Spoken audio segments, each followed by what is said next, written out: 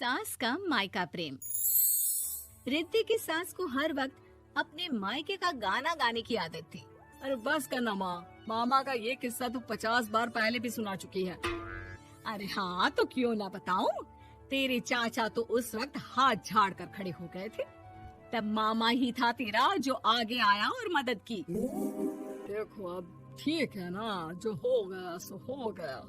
क्यों एक बात को हमेशा गाती रहती हो। अब तो बहू घर आ गई है, उसे तो सबको मान कर चलना है ना कि सिर्फ सास का मायका ही समझेगी वो। तभी वहाँ रिद्धि आ जाती है। माँ, आज मैं घर जा सकती हूँ? माँ को मेरी बहुत याद आ रही है। शादी के बाद एक बार भी नहीं गई। हाँ तो कौन जाता है। अरे मेरी शादी के बाद जब मैं विदाई होकर आई, इतना बड़ा ससुराल मेरा, खाने वाले 10 लोग और बनाने वाली मैं सिर्फ एक। ऐसा लग रहा था जैसे सिर्फ खाना बनाने के लिए ही ब्याह किया है।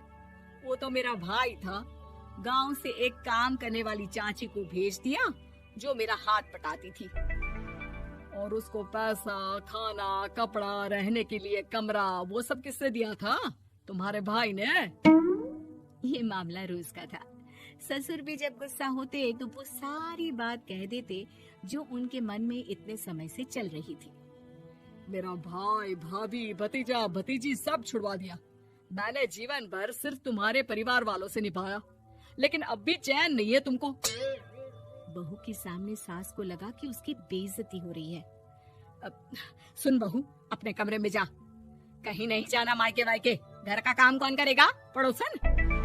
बहू समझ जाती है मामला गर्म चल रहा है। कमरे में जाने में ही भलाई है। कमरे में क्या है? तुम्हारी माँ हर वक्त चिक चिक चिक करती रहती है। कल ताई मिली थी तुम्हारी मुझे, लेकिन मजाल है सासू माँ की उन्होंने एक बुराई की हो, लेकिन सासू माँ हाँ, जब देखो तब ससुराल के लोगों की बुराई करती रहती है। बेचारे पापा जी कितना मिस करते हैं अपने घर वालों को। मेरा तो बड़ा मन करता है कि ताऊ जी, चाचा जी और सब मिलकर रहे, ना साथ रहे लेकिन आना जाना तो ठीक से रखे। हिंदुस्तान और पाकिस्तान एक हो सकता है, लेकिन चाचा और ताऊ के परिवार के साथ हम लोगों का मिलन ना जी ना कभी नहीं हो सकता। ये बात है। देखिए, मेरे साथ ना ज्यादा चैलेंज मत करिएगा। ऐसा कोई काम नहीं है जो मैं नहीं कर सकती। ससुर जी जो कि बहू की बात सुन रहे थे सामने आ जाते हैं। अरे बेटा, तू ये कर सकती है तो प्लीज मेरा परिवार किसी तरह मुझसे मिलवा दे।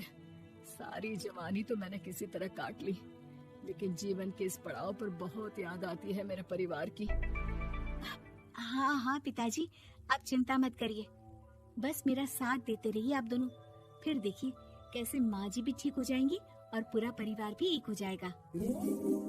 थोड़ी देर बाद बहू सामान लेकर घर से निकल रही होती है कि मना किया था ना तुझे मायके जाने के लिए, फिर क्यों जा रही है? बहू कुछ कहती इससे पहले ही बेटा बोलने लगता है। क्या है माँ, वो घर जा रही है। वैसे भी उसके माता पिता ने मुझे 10 लाख दिए तब जाकर मेरा काम शुरू हो पाया, वरना तूने मेरे लिए किया क्या है? अरे वाह बेटा, बचपन से पढ़ाया लिखाया, तेरे दुख दर्द में जगी, और आज वो लोग तुझे सही लग रहे हैं। और फिर ससुराल में लड़की खुश रहे, ये तो मायके वालों की जीवन भर की जिम्मेदारी रहती है। तो ये तुमको भी तो सोचना था ना। ताऊ जी ने पापा को पढ़ाया लिखाया, जब तुम नहीं आई थी तो पापा के लिए ताई जी ने पापा की माँ की तरह देखभाल की। अब बोलिए। अरे तू कुछ नहीं जानता बेटा, तेरे पापा को सब पता है, तभी वो उन लोगों से वास्ता नहीं रखते। मैं उन लोगों को जानता हूँ, लेकिन मैं तुम्हें नहीं जानता कि तुम्हारे मन के लायक काम नहीं हुआ तो तुम घर की शांति बर्बाद कर दोगी। सास जोर जोर से चिल्लाने लगती है। तभी वहाँ सास का भाई आ जाता है। अरे क्यों आप लोग मेरी बहन को परेशान करते रहते हैं? पहले ये जीजा कम थे, जब बहू भी आ गई।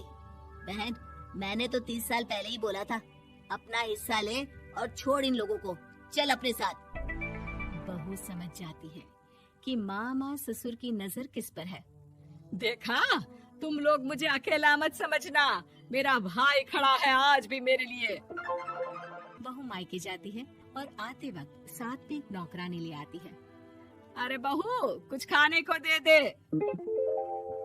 अरे आंटी, क्यों भाभी को परेशान करती रहती हो? उनके भाई ने मुझे जिम्मेदारी दी है। किसी भी चीज की परेशानी नहीं होनी चाहिए भाभी को। जो चाहिए मुझे बोलने का। आय हाय, बहू के मायके वालों का इतना दखल। ये मेरा घर है, कोई कल का आए इसे पूरा कैप्चर कर ले, ये बर्दाश्त नहीं होगा मुझसे। क्या हो गया सासू माँ? क्यों सुबह सुबह चिल्ला रही हैं? चमेली, ओ चमेली, क्या कहा था मेरे भाई ने तुझे? अरे दीदी बहुत तेज है आपकी सासू माँ। मैंने तो बोला कुछ चाहिए तो मांग लो मुझसे। अरे निकल यहाँ से, घर को रेलवे स्टेशन बना रखा है, जो देखो वो घुमा जा रहा है यहाँ से वहाँ। ये कहीं नहीं जाएगी। ये जाएगी तो घर का काम कौन करेगा? मैं। हाँ, और क्या करती हैं बहुएं?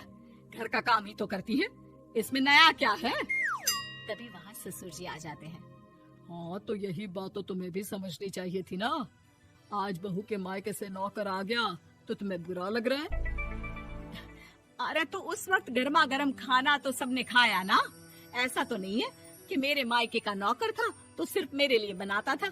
अरे निकालो इसे, फिलहाल बाद में बात करती हूँ। सास का गुस्सा जोर से नौकरानी पर फूटता है। तभी वहाँ बेटा सामान के साथ आकर खड़ा हो जाता है। चलो रिद्धि, तुम ठीक बोलती हो। मेरी माँ को तो हम लोगों की कोई फिक्र है ही नहीं, ये तो सारा दिन सिर्फ अपने बारे में सोचती है। और देखिए, मैं अब से कह रही हूँ कि अब से इस घर की तरफ आपको देखना भी नहीं है। नहीं आना आज के बाद इन लोगों से मिलने। हाँ हाँ, बस कभी कभी दिन में 2 बार मिलने आ जाओ। नहीं, बिल्कुल नहीं। ससुर झूठा नाटक करते हुए। मेरी बीवी ने मुझे मेरे ही परिवार से दूर कर दिया, आज बहू मेरा इकलौता बेटा दूर कर रही है। हाय, कैसे जीऊंगा मैं? वाह, वो भाई जो आपको बेटे की तरह मानता था, उन्हें छोड़ने में तो दुख नहीं हुआ। आज खुद का बेटा छोड़कर जा रहा है तो कैसे जीऊंगा? बड़े आए। अब सास समझ चुकी थी कि उससे गलती क्या हुई है। मुझे माफ कर दे बहू, अब मेरी समझ में आ गया कि अपनों से दूर कर बीवियां पति का भला नहीं बल्कि उन्हें जीवन में अकेला कर रही है। मुझे माफ कर दे, मैं अब सबसे माफी मांग लूंगी। ससुर जी दूर से बहू को थम्स अप दिखाते हैं।